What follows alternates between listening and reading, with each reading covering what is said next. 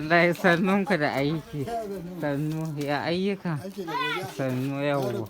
Lafiya alhamdulillah. To ni kam ina so ma dan maka wasu tambayoyi ne kan wannan gari na ku mai albarka na Kofa. Kofa ba? Kofa mai zaune Kofa. Da Allah kaman shekaru nawa kenan daga fuwar wannan gari na Kofa. To ai ka gani sai dan ɗan nake. Dan dai garin nan tsohon gari. Alhamdulillah. Kaje ana cewa Kofa. Wanda ya sari garin. Ce in Kofa. Kwafi a nan. Bebeji, Dirma, Tariwa. Duka wannan tsofin gari. Allah sarki.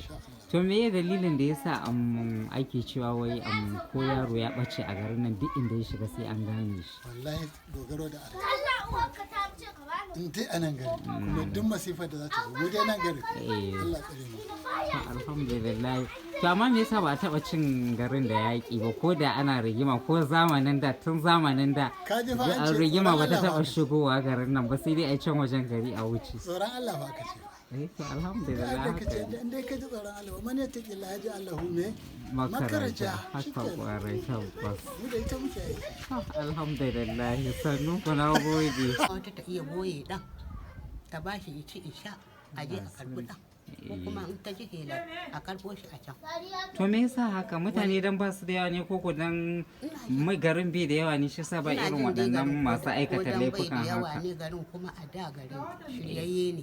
Malaman da sun shirya shi. Okay an shirya. Dan ma yanzu zamani ba. Malaman da sun shirya garin da addu'o'i kenan. Addu'o'i kala-kala ba. Alhamdulillah. Garin nan ai baya bata. To yanzu kamar shekaru nawa kenan daga ko garin nan? Sai ta kuma aini ko ban san wannan ba ban sani ba. Tunda tun kan mu zo duniya ma. Kuma kun zo kun tarar da garin da mutane. Kaga fa da yaƙi ma ake. Amma ba zai shigo gari ba. Yaƙin. Sai dai a hango mayakan ta garu. Sai dai in an hau sama a hango mayaka. Su kewaye su wuce. Wannan ƙofofi ne da dogarin. Ana yaƙin da sai a kulle. Sai dai ka hau sama sai ka gano mayaka. Wallahi to a zamanin mu hadda mun tarar da irin garin. Wannan kaman haka yake dim kaman katanga. To ba kuma ginanne ba haka ƙasa ce dim ga ta nan garin. Sai aka yi makofa. Aka dinga rufiya in za a yaƙi sai a kukkulle shi. To sai dai in ka hau sama ka gano mayakan can bayan garuwa ne. Na ku gari ana ta faman haka garin nan dauki ba daga nesa ku mutanen gari. Da haka garin nan yake wallahi Allah yanzu ne ma dai ba a komai. Tunda dai ɗa ba zai bata a ganin shi ba. Za a gan shi ko ya kwan yaro kamar ya shigo nan gidan baka san me shi ba ma za ka iya rike shi. A zo kuma in ka ji ana nema a ce ina nan gida. Tsakankanin mutanen da ke zaune cikin garin da akwai roƙon amana. Ayi su ma ana bakin kokari su ma na garin. Su ma ana bakin kokari.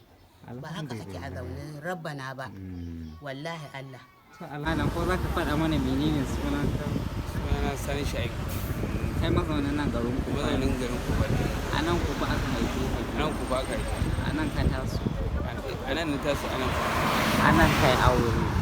To me za ka iya faɗi game da wannan gari na ku mai albarka? Gaskiya wannan gari namu alhamdulillah. Magana ta gaskiya wannan gari namu ana a yanzu dai Allah ya kullo mana ci gaba.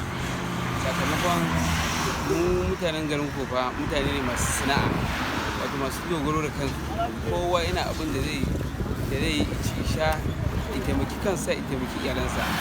Musamman yanzu da Allah ya kawo gaba ya kawo mana ɗan marisa ga nan wato wani Abdulmumin Jibrin ke wanda yake ya bunƙasa harkoki na ci gaba domin ya ɗibi ma'aikata ni ma nan ina cikin ma'aikata wanda ya ɗauka suke aiki. Wani aiki to aka ba? Yake to ni ina kilina ne na wannan kasuwa ko pharmacy. To alhamdulillah. To me dalilin da yasa ake cewa wai ko yaro ya bace a garin nan duk inda ya shiga sai an gano? To gaskiya wannan abun ba abun mamaki ne kowa ya san shi garin Kofa gari ne mai ɗimbin tarihi. Domin hakika Allah ya jarabce mu da manyan malamai wanda suke wa garin addu'o'i. Don haka kaga ba proud ne ba ko da a wani garin inda aka ce mutum dan Kofa ne inda aka ce ya bace hakika muna tabbacin cewa insha Allah in dai ba kwanansa ne kare ya mutuwa ko na abu ya mage ba muna tabbacin Allah da za a iya ganin sa. To menene gaskiyar batun nan na cewa ba a taɓa rigima a Kofa kuma ko an zo rigima ba ta shiga cikin Kofa? Wannan magana gaskiya ne. Wannan ya biyo bayan wato ainihin rike gaskiya da rike wato kaunanmu da ubangiji da soyayya mu Allah sallallahu alaihi wasallam kuma kawai ita rayuwa da inda mutum ya rike gaskiya duk abin da zai samu da shi to mu a iya muna kan wannan bigira alhamdulillah mun gode